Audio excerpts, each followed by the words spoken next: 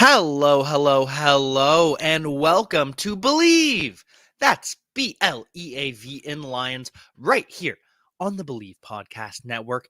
I'm your host, as always, at Javanaugh87, Jack Kavanaugh. And unfortunately, it will be a solo show once again. Jerry still celebrating too hard with the new year rolling in. We understand. We wish our favorite Detroit Lion well, and we will talk to him soon. But in the meantime, we must talk to you about betonline.ag.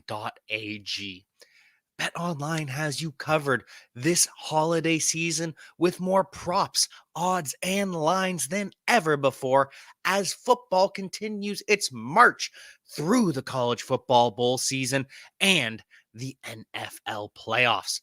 BetOnline remains your number one spot for all the sports action this season.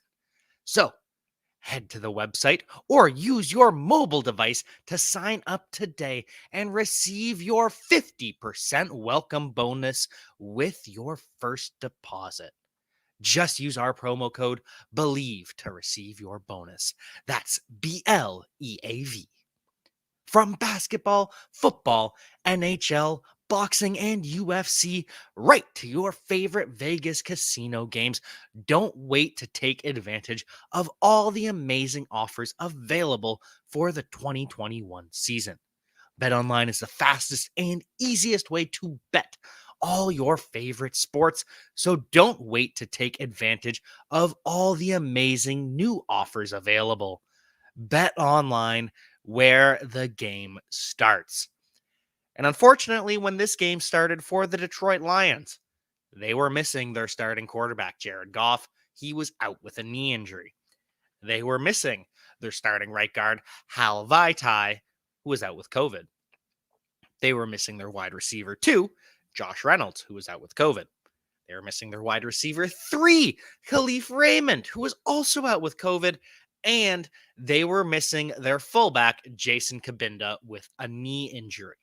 And that's not even talking about middle linebacker Alex Anzalone. His season was cut short, as was Pro Bowl snub Amani Oruwariye, who, need I remind you, absolutely deserves to be in the Pro Bowl with his third in the NFL interceptions with 6. And he's missed the past 2 games too. And he's still third in the NFL in interceptions behind all-world corner Trayvon Diggs. Don't get me wrong, not comparing. And J.C. Jackson of the Patriots. That's it. Those are the only 2 players with more interceptions than Amani Oruwariye. Still a Pro Bowl snub, and the Lions absolutely missed him this weekend against the Seahawks. They lose 51-29, which is the most points they've given up all season. It is the first time under Dan Campbell that they have given up 50. Their previous worst was 44 to the Eagles and 41 to the 49ers. Those were the only games over 40 points. So this was an all-time poor performance from the defense.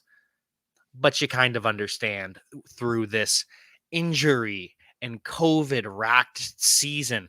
And now we'll also be missing our 2 offensive tackles, Penei Sewell and Taylor Decker. Potentially, they are on the COVID list. Remember, they can come back potentially within 5 days. So there's still a chance, but we wish them well in their recovery. As for this game, though, Tim Boyle, Episode 3. Unlike Star Wars, where, I kind of enjoyed both of the well, not the new series as much, but when we're talking about the Tridge, then we have Return of the Jedi. That's pretty great. When we talk about Revenge of the Sith, number 3 from the modern ones, that's pretty good, especially compared to the second one, Attack of the Clones. We won't get into the new one, but regardless, Tim Boyle, Part 3, terrible.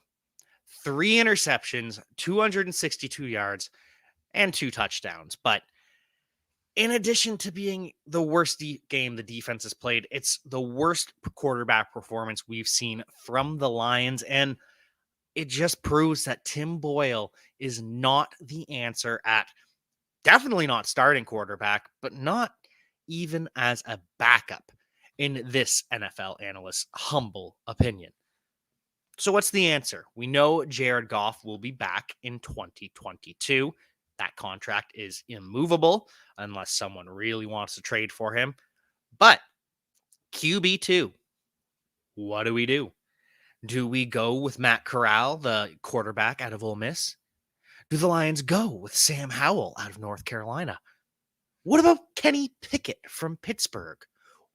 Malik Willis from Liberty? Carson Strong from Nevada? Desmond Ritter from Cincinnati? Those are all viable options with the Lions' second first round pick or their early second round pick. And I'd be happy with all of those. And if the Lions go a different route, they could always draft Bailey Zappi. Zap, I don't know how to pronounce his last name. I will have to do some more research on the young man from Western Kentucky. But the point is, there are options in this quarterback class. Maybe not to the top level that we just saw. You can't be surprised by that. Mac Jones is being elite. We know the ceiling of Trevor Lawrence. We know the ceiling of Justin Fields. But this is an interesting group of quarterbacks with tools, especially for a team like the Lions, who are going to be starting Jared Goff. I am very interested to see how this pans out during the draft process. As for free agency, does it really make sense to add a guy? Potentially, for cheap. The Lions can't afford to invest a lot of money into the quarterback position, given what they're paying Jared Goff, and given they will likely be drafting a quarterback as well. If they want to sign Jameis Winston on the cheap, though, he was on the veteran minimum this year. I'm fine with that. If they want to sign Marcus Mariota for cheap, I'm less fine with that, but it's still a possibility. Marcus Mariota still has potential. Mitchell Trubisky for the very minimum, why not? He's got potential, sure. I don't see why not. As for the rest of the free agent quarterbacks, no, it's a no from all of them. Ben Roethlisberger, absolutely not. He needs to retire. Ryan Fitzpatrick, no, there's no point. He is not a tangible upgrade over Jared Goff, nor is Teddy Bridgewater, Andy Dalton, Tyrod Taylor, and I must apologize. Jerry and I did talk about bringing Cam Newton in, what that could do for the Lions. We've seen, given what Cam Newton is with the Panthers, we were wrong. Cam Newton is not who he once was. The shoulder just ain't right. The accuracy has taken a dive, and so no to him as well. And we're for talking backups as well. Don't give me some retread veteran either. I don't want Joe Flacco. Blaine Gabbert, no, stay away. Mike Glennon, no. This is all a waste of money. So what we do, like the Ravens did, you draft someone or sign someone as a UDFA. Maybe he's the guy. Like offer a trade for Tyler Huntley. There are plenty of options at quarterback. It just won't be in free agency. Maybe Aaron Rodgers becomes available. Maybe Russell Wilson becomes available. They won't be coming to Detroit. But those are all topics for the offseason. The point of today, Tim Boyle, not the guy. And granted, he doesn't have much help. DeAndre Swift is purely a decoy. He plays more snaps than Jamal Williams and Craig Reynolds. Swift plays 36 snaps. The other two combined for 34. But DeAndre Swift has 6 touches, which is tied with Craig Reynolds and less than half of Jamal Williams. So on Swift's 36 snaps, he has 4 carries, 2 receptions, and leads the team with 36 yards rushing. And then we have Reynolds, and he's not so great. He has 13 yards on his 6 touches. It's fine. And then Jamal Williams, 11 carries, 3 receptions for 44 yards on 20 snaps. And I look at that, and every time Jamal Williams was on the field, the ball was going to him. That doesn't work. It can't be what you do with DeAndre Swift. When DeAndre Swift is on the field, usually you expect him to get the ball, and it's okay because DeAndre Swift is that talented. But Jamal Williams, we just saw 14 touches, 44 yards. It is below average. He's a good grinder back, but this was not the move. I don't like the predictability that Dan Campbell runs into sometimes with his offense. And I'll remember that he is not a primary play caller. Hopefully, when they figure it out in the offseason, they will have someone more experienced and better. But in the meantime, Dan Campbell gets into some habits that I don't love on offense. One thing I did love about the offense, though, touchdown Taylor Decker, a TD for TD. And you'll remember, oh, do we get rid of Taylor Decker? Do we trade him? Is he a cut candidate? Could we save some money getting rid of Taylor Decker? No, he couldn't save that much money. But oh, what about the picks? What about the picks? At some point, you have to accept that you have a franchise left tackle in Taylor Decker. It is not a bad thing to pair him with a franchise right tackle in Penei Sewell. And so, this offensive line is great. Taylor Decker deserved the touchdown. And surprisingly enough, Taylor Decker now has more touchdowns than former Detroit Lion Eric Ebron and former Detroit Lion Kenny Golladay. Yeah, those have been some disappointing free agents so far.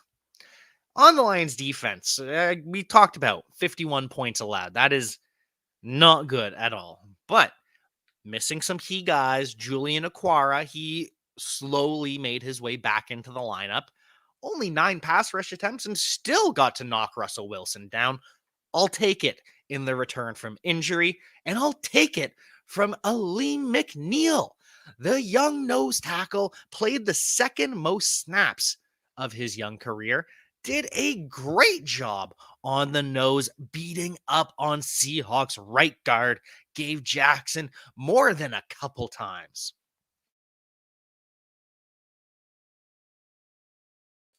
For Aleem McNeil, and a lot of people are disappointed with the performance from Levi O. And I understand that, but context is important. Levi Onwuzurike has not been healthy this entire year. He missed time in training camp with the back injury, and he missed some time in the regular season with the hip injury. At no point has this young man been fully healthy. Next offseason, when he has a full chance to perform, then we can take it and then we can worry if he doesn't show improvement. But I am excited with these young 20-something players on the defensive line in Julian Aquara, in Aleem McNeil, in Levi Onwuzurike, and with either Kayvon Thibodeau or Aiden Hutchinson, because the Detroit Lions have locked up a top 2 draft pick. And now there's rumors that the Jaguars might take left tackle from Bama, Evan Neal. That'd be great for the Lions. They don't need a tackle at all. That wouldn't make any sense. They need a stud pass rusher. And there's a chance, even with the second overall pick, they get their choice. We'll see what happens. I'm interested to see how these two test. I was Ohio State and in the Big Ten championship, but after watching him get a little bit manhandled against Georgia, the pendulum may be swinging back over to the physical freak, Kayvon Thibodeau. And whoever they take will be joining a defense with Derek Barnes, the linebacker. After being semi-benched versus the Falcons, he steps up, plays very well. He's coming on late in the season, as is Efetu Melifonwu, the cornerback out of Syracuse, 6'3" at CB, plays a career high 72 snaps, shadows DK Metcalf throughout the game. That's a tall task to ask a rookie cornerback from Syracuse who missed most of the season to just go out there and follow DK Metcalf around. But Aaron Glenn trusted Efetu Melifonwu to do it, and it may have burned him a little bit with 2 touchdowns allowed, but then you look, 5 targets, 3 receptions, 31 yards. That's okay when you're shadowing one of the best outside receivers in the NFL with very limited NFL experience and multiple injuries. I will take it from Efetu. Kind of excited about this Detroit Lions secondary next year as well. As long as they re-sign Tracy Walker, it's looking good because on the outside, we have Amani Oruwariye locked in on one side. Jeff Okuda, maybe he's the CB2 there on the opposite side. Maybe it's Jerry Jacobs returning from the ACL because he looked like a starting cornerback. Or maybe it's Efetu Melifonwu. That's 4 potential outside starting cornerbacks. Maybe even Will Harris, the converted safety, playing full-time cornerback. Maybe he makes the switch. AJ Parker in the slot, the rookie UDFA out of Kansas State. Another thing to get excited about. I know it's been a long season. I know this was a painful loss. But there is hope with the Detroit Lions. We are headed in the right direction, finally. I believe in Brad Holmes, our general manager. I believe in what Dan Campbell is instilling in this locker room. Suppose we should talk about the Seahawks a little bit. And if you want to hear from a Seattle Seahawks legend in Lofa Tatupu, who was a part of that Seahawks Super Bowl run against the Pittsburgh Steelers, listen to last week's podcast because he was a great conversation. As for the Seahawks of today, Rashad Penny, absolutely unstoppable. And for those of you who play fantasy football, at any point over the last 4 years, if you were told, I am starting Rashad Penny over Saquon Barkley, you'd have laughed. That sounds ridiculous. But that was the decision I personally had to make this Sunday, and it paid off because Saquon Barkley, Rashad Penny, they have flip-flopped. Rashad Penny cannot be stopped. 27 touches, 185 yards with 2 TDs. And he's not the only one unstoppable for Seattle. Clearly, 51 points. 4 touchdowns from Russell Wilson with 3 touchdowns from what a blowout. It was painful. Seahawks had 2 interceptions, one from DJ Reed, one from Ugo Amadi. They still have a talented defense over in Seattle. They still have a franchise quarterback. I don't know what's going on with him and Pete Carroll, but there's a real chance Seattle is back in business next off season. And that'll wrap up our recap from the Lions. My one note, we have multiple notes from the rest of the league, though. Number 1, franchise rival Robert Quinn. He set the Bears franchise record in sacks, passing Richard Dent, the Hall of Famer. Congrats to Robert Quinn, even if you're a Chicago Bear. Now for the big news that everyone wants to talk about around the league. Antonio Brown storms off the field, leaves during the third quarter, and takes off his jersey, takes off his shoulder pads, takes off his undershirt, does some jumping jacks, waves to the crowd, peace sign, I'm out. Now I guess he's at a Brooklyn Nets game. Antonio Brown is reportedly being cut by the Buccaneers. Now, didn't officially happen yet. There's reports that the Bucks are talking to the NFL potentially about legality of the cutting and what the will still be owed. Or is it possible Tom Brady pulled some strings and convinced Bruce Arians to keep Antonio Brown? Whatever happened, the answer to Antonio, no. I have no interest in Antonio Brown on the Detroit Lions. And I do wish Antonio Brown well. Mental health is a very much a struggle. I wish him all the best and I hope he gets the help he needs. But for everyone saying that we should have empathy for Antonio Brown right now, I would encourage you to remember to have as much empathy for him as all of his alleged victims that we have heard reports about. So, that kind of issues off the field, I don't want any part of. I really was not a fan of him being allowed to play in the NFL this season. Not my decision. But here we are. Don't want him. Well, I do not want Antonio Brown on my Detroit Lions. So, rest of the NFL, round things up. Playoff picture. Falcons eliminated. Vikings eliminated. Packers lock it in. Buccaneers, Cowboys, they all clinch the division. Matthew Stafford and the Rams, they've clinched the playoffs, clinch the NFC West with a win over the San Francisco 49ers. As for the Cardinals, they can clinch the NFC West if the Rams lose and the Cardinals win over the Seahawks. Either way, Packers, Bucks, Cowboys, Rams, and Cardinals all locked into the playoffs. And then after the Vikings lost to the Packers last night, the Philadelphia Eagles clinched that 6th seed. So it now comes down to the 49ers and the Saints as the final two.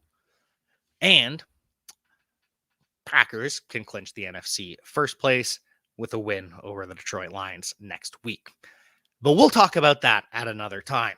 AFC, have lots of news there as well. Broncos, Browns, Dolphins, all eliminated.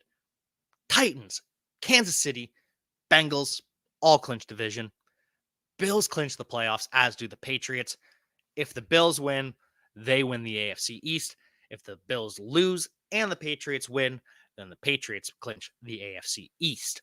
So, either way, we have Tennessee, Kansas City, Cincinnati, New England, and Buffalo locked into the playoffs.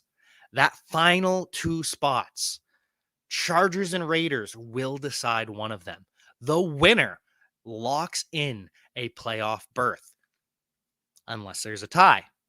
If there's a tie and the Ravens win, both teams will miss the playoffs. Final thing to decide, we'll see the results of the Steelers game. The Steelers still have a shot, but Colts win, Ravens and Steelers both eliminated from the playoffs. And I know it's disappointing that the Detroit Lions were not close to the playoffs at any point this season. I know at times it was painful. It was long. It was grueling. But I will say, and it's not just because I get to do this awesome podcast and talk to all of my friends. This was the funnest season for the Detroit Lions since they lost to the Bengals under Jim Caldwell and were eliminated from the playoffs. Jim Caldwell was gone. I enjoyed this season more than any time under the Matt Patricia era. This has just been such a morale boost in Detroit. And I know it doesn't look that way when you see 2 wins and a tie. But something special is happening in Detroit. I truly, truly believe that. So, with that in mind, We will talk later this week about our Lions versus the Green Bay Packers. If you want to bet on that game, make sure you check out our friends at betonline.ag. However, until then, I will see you next time.